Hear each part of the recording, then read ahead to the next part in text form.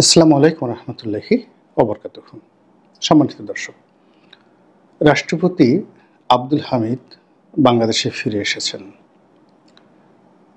বেশ কিছুদিন আগে তিনি যখন চিকিৎসার জন্যে থাইল্যান্ডে গেলেন, তখন তার সেই থাইল্যান্ড গমনকে কেন্দ্র করে সারা বাংলাদেশে তোলপাড় তৈরি হয়ে গেল। আমরা যে একটা অস্থির জাতি এবং খুব সহজেই অপরের প্রতি আস্থা হারিয়ে ফেলি, এমনকি নিজের প্রতি। তারই একটা বাস্তব রূপ আমরা দেখতে পেলাম যখন প্রেসিডেন্ট আব্দুল হামিদ দেশের বাইরে গেলেন।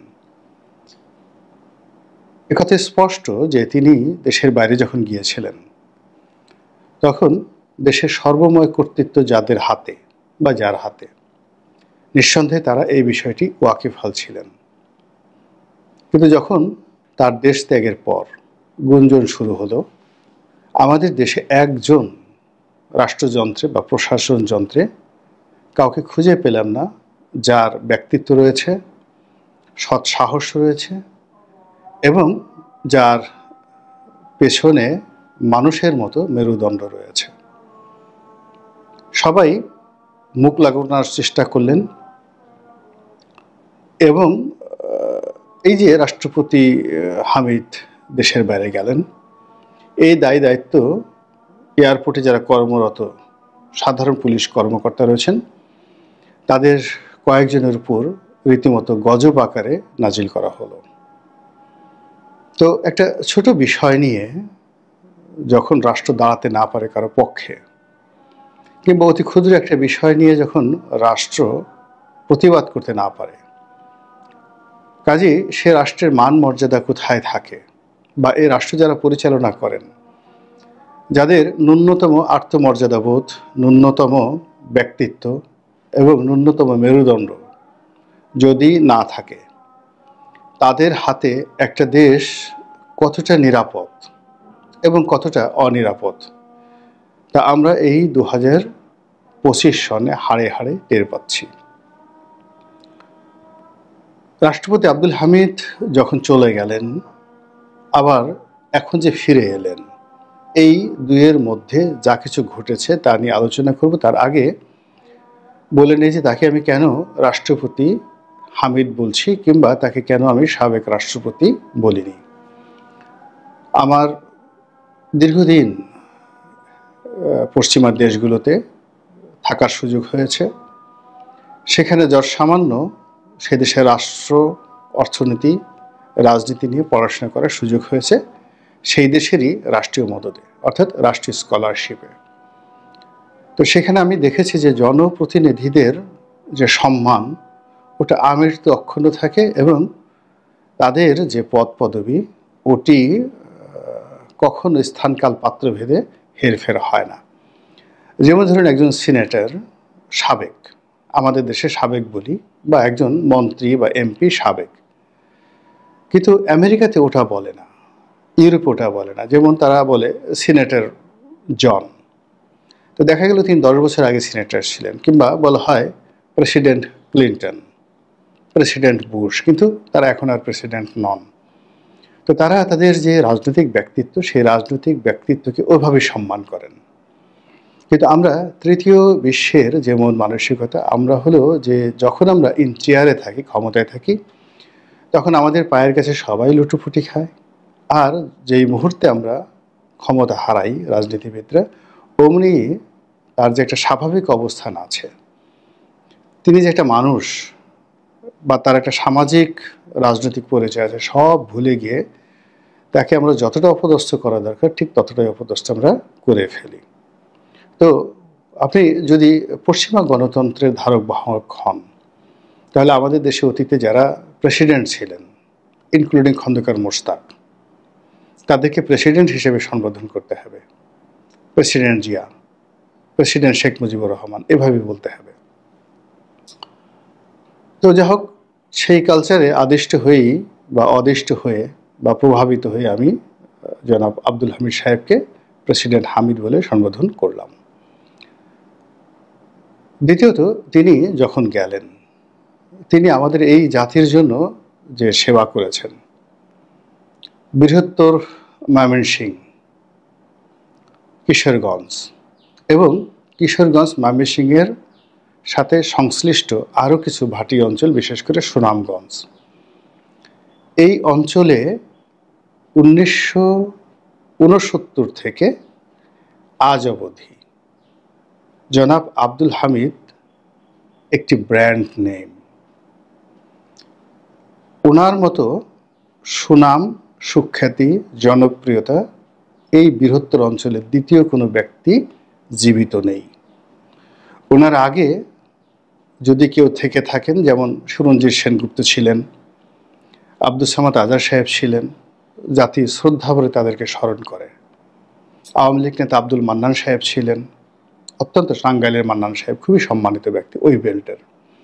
কিন্তু জীবিত ব্যক্তির মধ্যে জনাব আব্দুল হামিদ সবচেয়ে জনপ্রিয়, সবচেয়ে গ্রহণযোগ্য এবং একটা জীবন্ত ইতিহাস, জীবন্ত কিংবদন্তি। তো এই মানুষটি 7 বার 8 বার জনগণের ভোটে নির্বাচিত হয়েছেন। আপনারা যারা রাজনীতি করেন, চোখে পানি এসে যায়। একবার এমপি হওয়ার জন্য মানুষ জীবন যৌবন শেষ করে দেয় এবং তার সব কিছু সে বিসর্জন দিয়ে হলে সংসদ সদস্য হতে চায়। আর একবার সংসদ সদস্য হওয়ার পর দ্বিতীয়বার সংসদ সদস্য হওয়া, তৃতীয়বার হওয়া, এটা রীতিমতো ভাগ্যের ব্যাপার। এবং এটা যে কত বড় যোগ্যতা যে একজন মানুষ তার নির্বাচনী এলাকাতে 5 বার 6 বার 7 বার 8 বার সংসদ সদস্য নির্বাচিত হচ্ছেন। ওই মানুষটি ওই নির্বাচনী এলাকার অন্ততপক্ষে 10 লাখ লোকের চোখের মণি, মাথার মুকুট এবং তাদের দোয়া এবং ভালোবাসার উপলক্ষ। কাজেই ওই ধরনের মানুষকে যখন কেউ অপমান করে, 10 লক্ষ মানুষের অনুভূতিকে অপমান করা হয়। তো কাজেই তিনি তার জীবনের প্রায় 60টি বছর, 60 ইয়ার্স তিনি রাজনীতির পিছনে ব্যয় করেছেন এবং সফলতম। তৃণমূল থেকে একেবারে তার জীবন শুরু হয়েছে সংসদ সদস্য দিয়ে। তিনি কখনো মেম্বার চেয়ারম্যান দিয়ে রাজনীতি শুরু করেননি। সেখান থেকে ডেপুটি স্পিকার ছিলেন এবং 2 বার রাষ্ট্রপতি। তার কর্মকাল, তার ব্যক্তিগত জীবন, তার ব্যবহার কোনো কিছু নিয়ে রাজনীতির যারা স্টেক হোল্ডার কেউ কখনো অভিযোগ করেননি। তিনি যখন স্পিকার ছিলেন, আওয়ামী লীগের লোকের চাইতে বিএনপির লোকজন তাকে ভালোবাসতেন। তিনি যখন রাষ্ট্রপতি ছিলেন, তখন তার যে রাষ্ট্রপতির সহজ সরল জীবন, সহজ সরল কথাবার্তা, তার যে সহজ সরল উক্তি, এটি আবহমান বাংলার যে একজন রাষ্ট্রপতি, মোটে মজুর কুলি তাদের রাষ্ট্রপতি, এই যে অভিদা গণমানুষের যে রাষ্ট্রপতি, সুদীর্ঘ 60 বছরের শ্রম মেধা, আমরা এতটা অকৃতজ্ঞ, এতটা অভদ্র, এতটা বাজে স্বভাবের যে এই বিষয়গুলো আমরা একবারও স্মরণ করলাম না যে এই বয়োবৃদ্ধ মানুষটি, 78 বছর বয়স্ক মানুষটি, তার শারীরিক জটিলতা রয়েছে এবং সেই শারীরিক জটিলতার জন্য তার চিকিৎসা প্রয়োজন, তিনি অসুস্থ। আমরা তাকে দ্বিধার্সে গালিয়ে দিলাম এবং তিনি দেশ থেকে পালিয়ে গেছেন অনেকটা বনহুর, দস্যু বনহুরের মতো, অনেকটা সেই গডফাদার, ম্যারিও পুজোর গডফাদারের মতো তিনি সবার চোখে ধুলো দিয়ে তিনি সেখান থেকে পালিয়ে গেছেন। কিন্তু একজন রাষ্ট্রপতি, আমাদেরই রাষ্ট্রপতি, আমাদের এই মহান সংসদের স্পিকার, আমাদের দেশের 10 লক্ষ মানুষ যাকে 7 বার নির্বাচিত করেছেন, সে মানুষটি জীবন সানিয়ে সে এতটা অসুস্থ যে তিনি লুঙ্গি পরে হুইল চেয়ারে করে প্লেনে যেতে বাধ্য হয়েছেন এবং একইভাবে তিনি বিদেশ থেকে ফিরে এসেছেন। আমরা একটি বারের জন্য আমরা আমাদের মানবতাকে জাগ্রত করিনি, মনের দুয়ারকে উন্মুক্ত করে তাকে দেখার চেষ্টা করিনি। এই গেল এক। এই অপরাধের কারণে কিন্তু আমরা দিনের পর দিন, বছরের পর বছর আমরা খারাপ শাসক দ্বারা শাসিত হয়েছি। আমরা সবসময় বলি অমুকে ফেরাউন, অমুকে সুদখোর, অমুকে অমুক, কিন্তু এগুলো কেন হচ্ছে? মূল কারণ হলো আমরা সত্য কথাটি সঠিক সময় বলতে পারছি না, সত্যর পক্ষে দাঁড়াতে পারছি না। আমরা সবসময় হলো বাতাস যেই দিকে সেই দিকে আমরা পাল তুলে নৌকা চালিয়ে দিচ্ছি। রাষ্ট্রপতি হামিদের ক্ষেত্রে আমরা যে অন্যায় করেছি, জুলুম করেছি, অবিচার করেছি, তিনি তার সেই অসুস্থ শরীর নিয়ে আবার বাংলাদেশে এসে তিনি আমাদেরকে শিক্ষা দিলেন, সব মানুষ পালায় না, সব মানুষের জন্য পালানো শোভা পায় না। দ্বিতীয়ত, তিনি কে?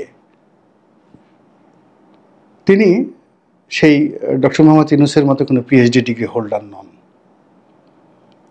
তিনি দেশ বিদেশ থেকে কোনো ডিগ্রি প্রাপ্ত অতি পণ্ডিত ব্যক্তি নন। তিনি আমাদেরই রাষ্ট্রপতি, আমাদেরই হামিদ ভাই। তিনি আলু ভর্তা দিয়ে ভাত খান, মাছের ঝোল দিয়ে, গুঁড়ো মাছের ঝোল দিয়ে ভাত খান, এবং ভাটি অঞ্চলের কথায় কথা বলেন, কিশোরগঞ্জের ভাটি অঞ্চলের ভাষায় কথা বলেন। তিনি সেই ব্যক্তি, জীবনের শুরু থেকে সেই পর্যন্ত একটা আদর্শ তিনি ধারণ করে রেখেছেন। লোভ এসেছে, লালসা এসেছে, কামনা এসেছে, বাসনা এসেছে, যেগুলো ব্যক্তিগত এবং গোপনীয়, সেটা তার একান্ত ব্যক্তিগত বিষয়। কিন্তু জাতির কাছে তিনি কখনো বেঈমান, তিনি কখনো মুনাফেক, তিনি কখনো মীর জাফর এই অবস্থায় তিনি নিজেকে তুলে ধরেননি। প্রেসিডেন্ট জিয়া তাকে এমপি বানানোর জন্য, মন্ত্রী বানানোর জন্য বহুবার তাকে অফার দিয়েছেন, কিন্তু বঙ্গবন্ধু লাশের উপরে, বঙ্গবন্ধু রক্তের সঙ্গে বেইমানি করে বঙ্গবন্ধু লাশের উপর দাঁড়িয়ে তিনি সেই মন্ত্রী পরিষদে যোগদান করতে যাননি। খন্দকার মুশতাক তাকে প্রস্তাব দিয়েছিলেন মন্ত্রী হওয়ার জন্য, তিনি যাননি। এরশাদ সাহেব রীতিমতো তার উপর জুলুম করেছেন তাকে নেওয়ার জন্য, কিন্তু অন্য সব আওয়ামী লীগ নেতা বা বিএনপির নেতার মতো তিনি ক্ষমতার পিছনে ছুটেননি। তিনি তার নীতি নিয়ে, তিনি তার আদর্শ নিয়ে একটা জায়গাতে আছেন। আপনি তাকে ভালো বলতে পারেন, মন্দ বলতে পারেন, তিনি তার মতো জায়গাতে আছেন। তিনি কখনোই সুবিধাভোগী ছিলেন না, তিনি সুবিধার পেছনে ছুটেননি। দল যখন ক্ষমতায় এসেছে, দল থেকে পুরস্কৃত করেছে, সেটা আলাদা বিষয়, কিন্তু তিনি কোনো অবস্থাতেই কারো দুধের মাছি হওয়ার জন্য তিনি ছুটোছুটি করেননি। একটা মানুষের জীবনের ৭৬-৭৮ বছর এভাবেই চলে গেছে।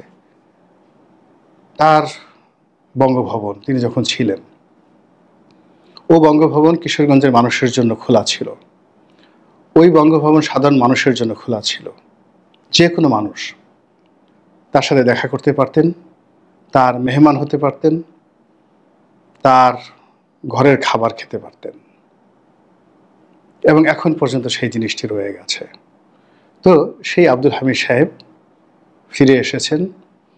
আমি তার দীর্ঘায়ু কামনা করি, তার সফলতা কামনা করি, এবং মনে করি যে তার মতো মানুষ এই বাংলায় আরও বেশি বেশি জন্ম নিক, স্রোতের প্রতিকূলে দাঁড়িয়ে থাকুক, ফাঁসির মঞ্চে গিয়ে সত্য বলুক, এবং সমস্ত লোভ লালসাকে পায়ে মারিয়ে সত্য এবং ন্যায়ের পক্ষে অবিচল থাকা যে মানুষগুলো, তারা জনাব আব্দুল হামিদ, আমাদের মহামান্য রাষ্ট্রপতি আব্দুল হামিদ, তার জীবন থেকে এবং জীবনের আদর্শ থেকে শিক্ষা গ্রহণ করুক, এই হোক আমাদের ব্রত।